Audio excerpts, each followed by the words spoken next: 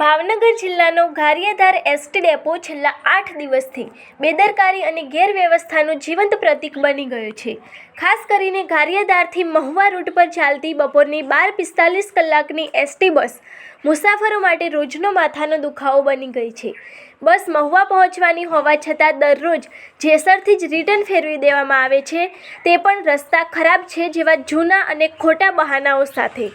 વિરોધાભાસ એ છે કે સવારની 7 વાગે ગારિયાધારથી નીકળતી એ જ ડેપોની બીજી બસ તો બિન અવરોધ મહુવા પહોંચી જાય છે, તો પછી બપોરે અચાનક જ એ જ રસ્તો ખરાબ કેવી રીતે થઈ જાય છે? આ પ્રશ્ને જ ડેપો મેનેજમેન્ટની જવાબદારી અને ઈમાનદારી પર ગંભીર શંકા ઊભી કરી છે।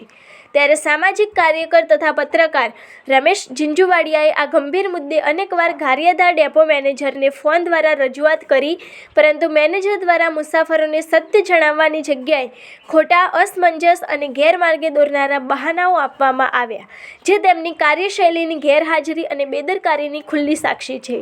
પરિસ્થિતિ અસહ્ય બનતા આજે જ પત્રકાર રમેશ ઝીંઝુવાડિયાએ સીધો ભાવનગર એસટી વિભાગના ડિવિઝનલ કંટ્રોલર સાથે સંપર્ક કરી સમગ્ર હકીકતથી અવગત કરાવ્યું, જેમાં ડીસીએ સ્પષ્ટ અને કડક શબ્દોમાં ખાતરી આપી કે સોમવારથી બપોરે નીકળતી ગારિયાધારથી મહુવા જતી બસ જેસરથી રિટર્ન થશે નહીં અને બસ ફરજિયાત મહુવા સુધી જ જશે, અને જો બસ મહુવા ન પહોંચે તો તાત્કાલિક જાણ કરવાની સૂચના પણ આપી છે।